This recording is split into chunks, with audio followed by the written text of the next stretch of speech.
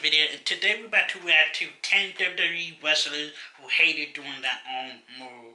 So I'm kind of surprised about this because I would never expect anybody to hate using their own move, but it is what it is. I seen the thumbnail, and my man Jeff Hardy doing the Swanton, so I'm like, Jeff Hardy really hates doing the Swanton, but I mean, considering he had to put his whole entire body on top of a dude, but it is what it is. It is by Wrestlelamia. I have been watching them for a little bit. I've been watching them through other YouTubers' reaction as well as on my own. So I figured why not I do a fresh reaction on the channel to one of his videos. Shout out to Wrestlelamia. Make sure y'all go subscribe to the channel. I'm probably going to put the link to this video in the description. So without further ado, let's go ahead and get this started. And when a wrestler introduces a move into their arsenal, they hope the move will get over with fans. However, over the years there have been a number of wrestlers who have regretted doing the move altogether. This was because the move itself can result in injury to themselves, and doing the move time and time again can result in long-term damage to the body. Unfortunately, it's not as simple as a wrestler simply abandoning the move entirely. If the move becomes synonymous with that wrestler, then fans are going to expect the move every time they see the wrestler perform. But which moves were they? Well, join us now as Wrestlelamia looks at 10 wrestling moves that WWE superstars hated doing. Be sure to subscribe and hit that notification bell for daily wrestling videos, and follow us on Facebook for exclusive I'll be very links. surprised.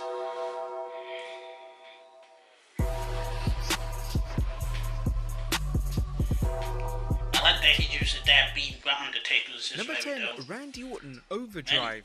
Randy Orton doing a move other than the RKO as his finishing move is hard to fathom.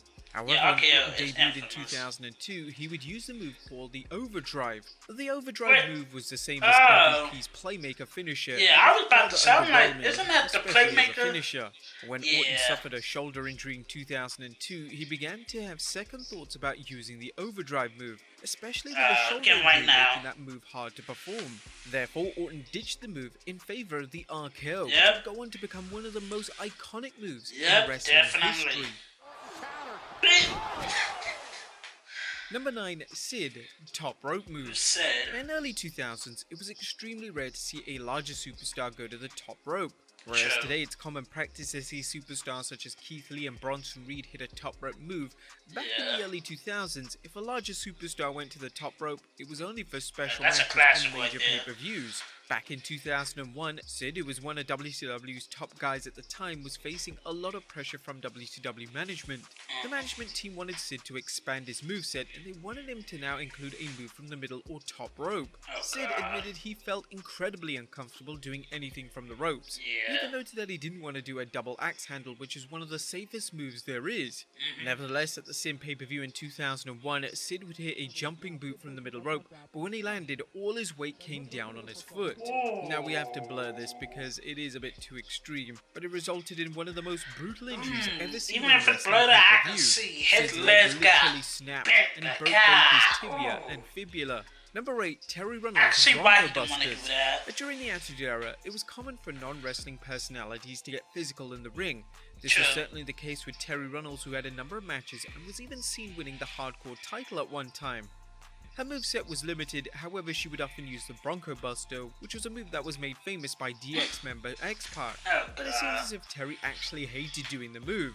She would respond to a fan on Twitter in 2020 who shared images of Terry performing a Bronco Buster on Jerry Lawler. She informed the fan that she hated doing them. Now, it's never good when you hear a wrestler doing a move that made them physically uncomfortable, and this unfortunately seemed like common practice during the Attitude Era. Number 7, Matt Hardy, top rope leg drop. Once Jeff Hardy was established for being a high flyer in the Hardy Boys duo, Matt Hardy was seen as more of a traditional wrestler. This didn't mean that Matt didn't have top rope moves in his moveset, as he would use a top rope leg drop throughout his career, and unfortunately it would be the move that Matt came to regret. Matt has performed the move from the top of the steel cage before, most notably at the Unforgiven pay-per-view in 2005. The move has resulted in Matt's back and pelvis fusing together, which limits his movement. I have to be disciplined, I have to take care of this, I have to do certain things if I want to continue doing the love of my life and the passion of my life, which is pro wrestling. This has forced Matt to change his style in the ring to ensure that he continue wrestling as long as he desires. Number 6, Dean Ambrose, Dirty Deeds. When Dean Ambrose made his main roster debut in 2012 as a member of The Shield, he would struggle to find an appropriate finisher to match his character. Interestingly, although the move changed over time, this didn't mean the name of the move changed. It was always called Dirty Deeds, which is one of the first times in history that a different move has been given the exact same name. Ambrose's initial version of Dirty Deeds involved him performing a headlock driver. This was a finishing move that Ambrose disliked doing during his early days on the roster. That doesn't look as cool as the one he does now. Especially when performing on larger superstars. Ambrose will go into more detail about why he stopped doing the original Dirty Deeds in an interview with Fightful.com. Ambrose revealed, "The headlock drive is awesome if you got the right guy doing it to the right guy. It can be the nastiest, coolest pile driver looking thing in the world. The guy's taller than you, which so many of the guys in WWE were taller than me. It could just be really awkward and stupid looking. I think I gave it to Randy Orton one time, who is someone with a significant height advantage on me. It was just awkward. I was like, that's it, I'm switching this up." It was Joey Mercury's idea actually to switch the double arm DDT, and I'd never really done that before. I really kind of perfected the timing and the snap. Now I can do it in my sleep. One of the better looking ones I think. The one he currently does is way better than Harley Race is often credited for being the inventor of the diving headbutt. This move has gone on to be used by the likes of Chris Benoit and Daniel Bryan, and both of these men have suffered concussion related issues from using the move. Race has publicly advised young wrestlers not to use the move and admits himself that he wished he never used it. Race added that the move has caused terrible damage to his brain and spine, and this was simply from using a diving headbutt throughout his legendary career. Number 4, Seth Rollins' pedigree. When Vince McMahon decided to ban I don't know why they gave Seth the pedigree. Seth Rollins was forced to use a brand new finishing move. Instead of creating something unique, they decided to allow Rollins to use the pedigree. I don't know why Rollins was involved in an ongoing storyline with Triple H at the time, and it made a lot of sense for Rollins to use the move.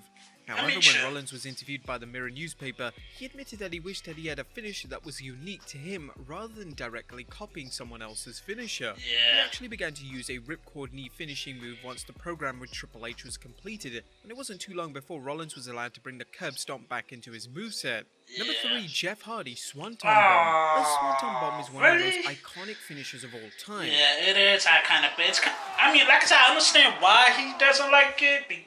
Why he doesn't? Jeff Hardy has used the move since the Attitude Era and is responsible for him winning a number of world titles. According to Jeff, the move has had irreversible damage on his body, so much so that he tried to cut back on using the move when he could. Jeff has admitted that in recent years his lower back has been causing him problems. It probably doesn't help that Jeff has done the move off ladders and production trucks in the past, so it was only a matter of time before it caught up with him. It makes sense. Cutting back on performing the famous move may be disappointing to many.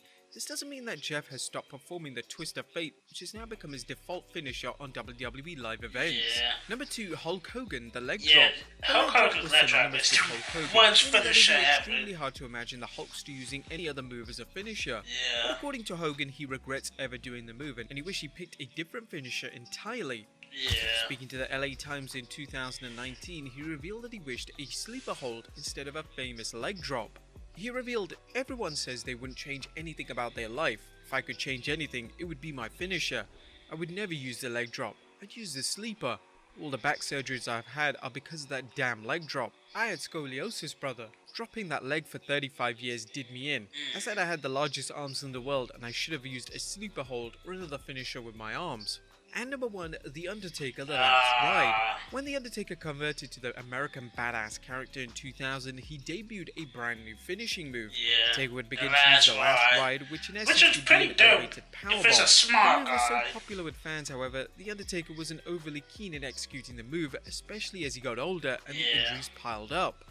Therefore, when Taker reverted back to the Deadman persona in 2004, he semi-retired the move, and it was only brought out for special occasions.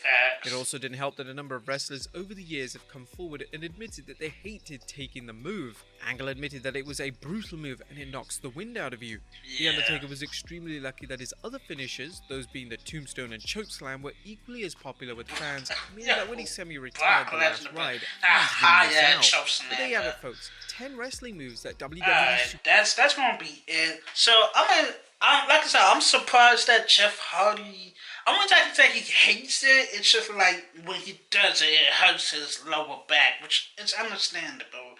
And then Matt Hardy with the top rope leg drop, understandable. Hulk Hogan's finishing move is probably the worst ever. Like it's just a leg drop. I'm kind of glad he hates it. He wish he could have like used a different move, but I mean, like I said, I'm surprised about Jeff Hardy's because I mean, again, it showed on the thumbnail.